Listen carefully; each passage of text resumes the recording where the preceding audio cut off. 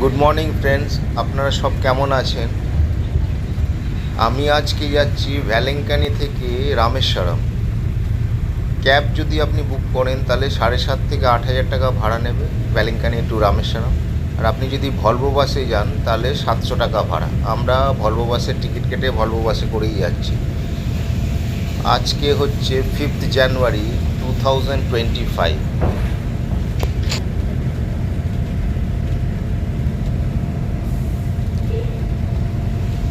আমরা পাম্বাম ব্রিজের কাছে চলে এসেছি, যে ব্রিজটি মেনল্যান্ডকে রামেশ্বরম দ্বীপের সঙ্গে সংযোগ করেছে।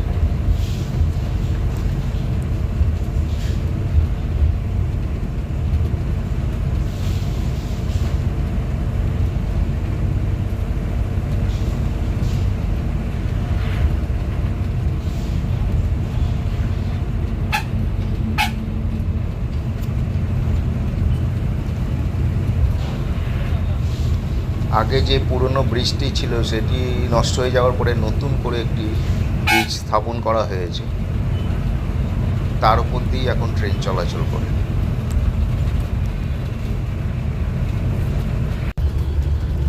আপনি মাঝখানে যে ব্রিজটা দেখছেন এটা হচ্ছে পুরনো ব্রিজটা। 1964 সালে একবার দারুণ ঝড় হয়েছিল, তখন পুরো ট্রেনটাই জলের মধ্যে দুর্ঘটনাগ্রস্ত হয়েছিল এবং প্রচুর মানুষ মারা গিয়েছিল।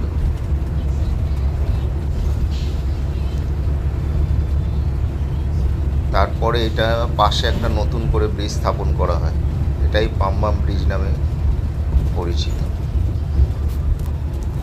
সমুদ্রের ওপরে 2.2 কিলোমিটার বিস্তৃত এই ব্রিজটা।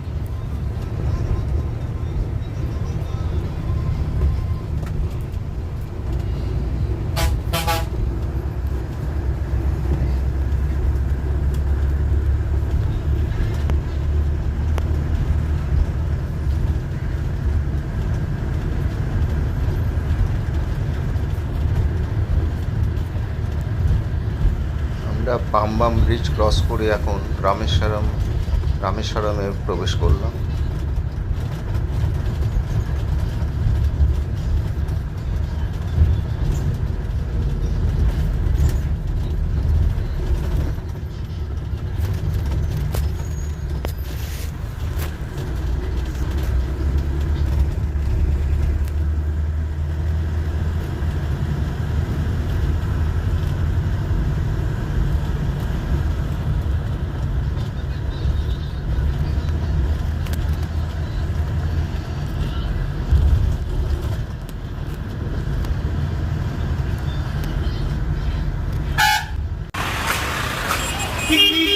আমরা এই হোটেলটায় বুক করেছিলাম থাকার জন্য।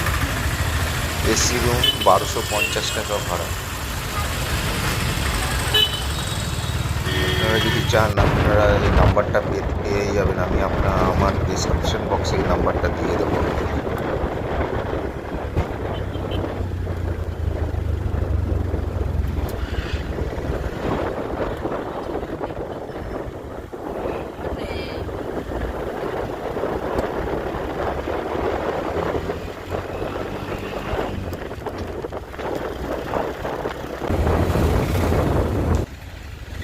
হোটেলে রেস্ট নিয়ে আমরা এখন বেরিয়েছি ধনুষকুন্ডি দেখার জন্য। আমরা ধনুষকুন্ডির কাছাকাছি এসে গেছি।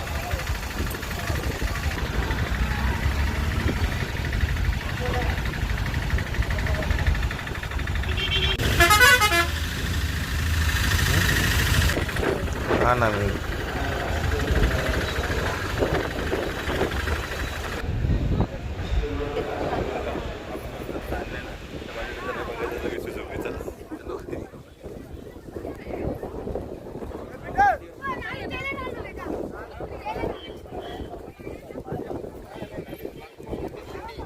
এই জায়গাটা রাম সেতু নামেও পরিচিত।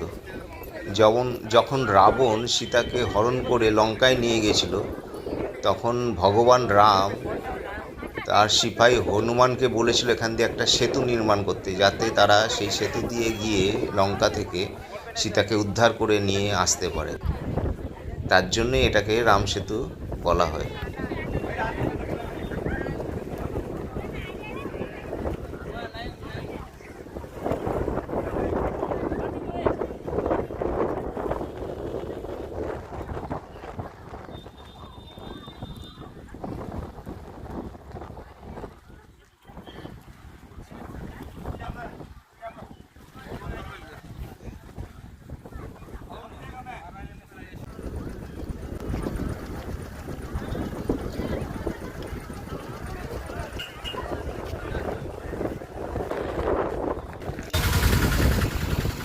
1964 খ্রিস্টাব্দে এখানে একটা সাইক্লোন হয়েছিল এবং তার ফলে প্রচুর জিনিস এখানে ধ্বংস হয়ে গেছে। ওই জন্য আপনি যদি এখানে এখন আসেন তাহলে অনেক ধ্বংসস্তূপ আপনি দেখতে পাবেন।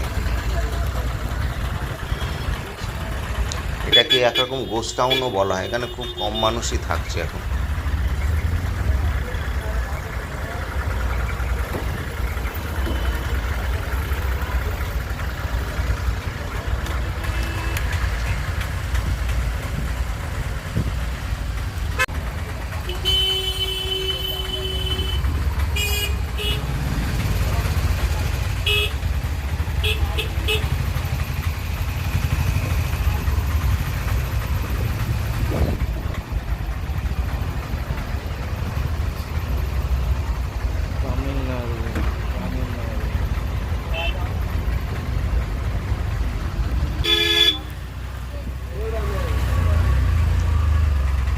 এখানে দুপাশে সমুদ্র, মাঝখান দিয়ে রাস্তা, এত সুন্দর অপূর্ব দৃশ্য যে আপনি এখানে আসলে মন্ত্রমুগ্ধ হয়ে যাবেন। অপূর্ব দৃশ্য বিরাজমান করছে।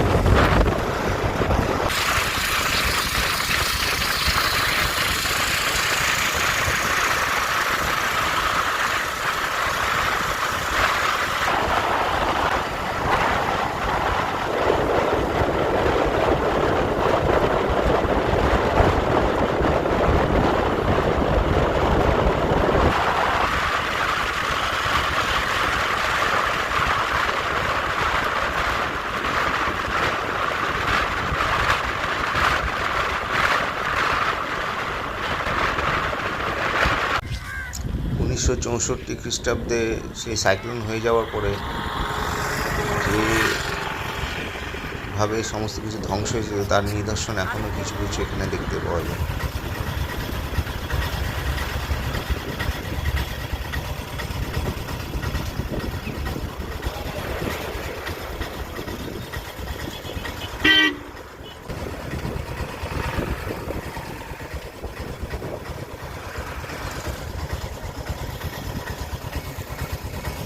আমরা এখন আবার এখান থেকে ফিরতি পথে হোটেলের দিকে এগিয়ে চলেছি।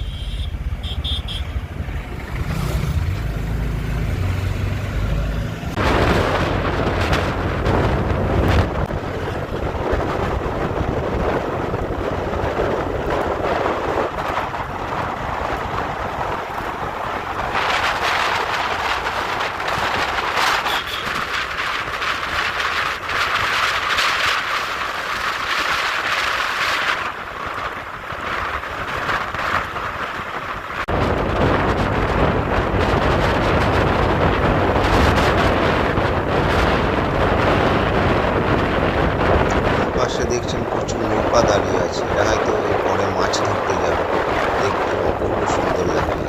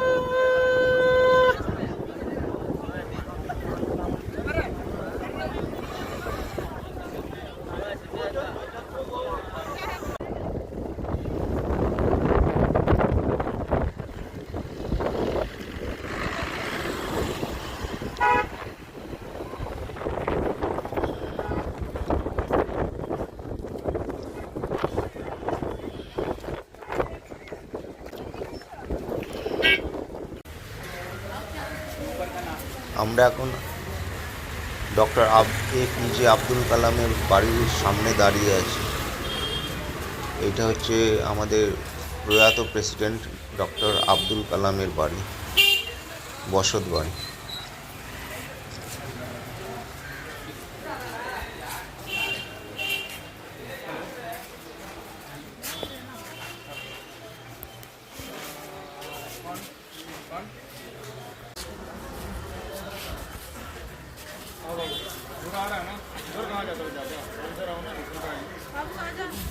बाबू छोड़ो ना ऑटो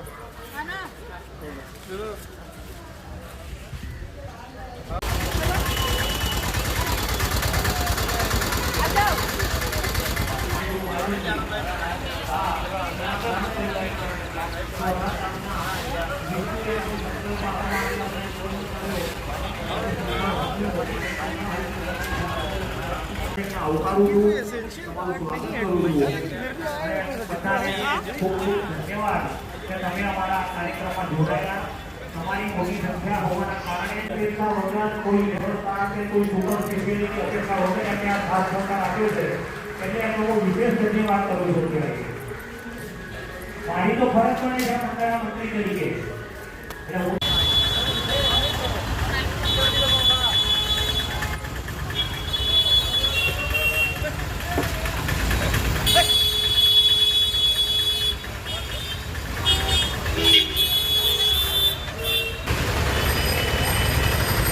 এখন রামেশ্বরম মন্দিরে প্রবেশ করেছি। ভেতরটা বিরাট এলাকা এবং ভেতরের কারুকার্য দেখে আপনি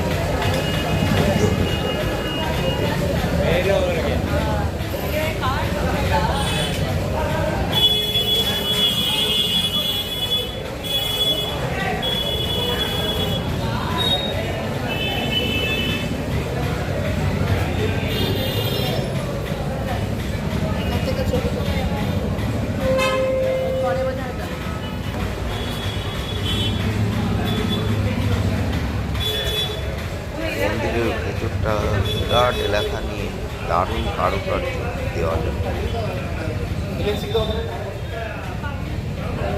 অনেকগুলো ডিপার্টমেন্ট আলাদা আলাদা করে ভাগ করা আছে।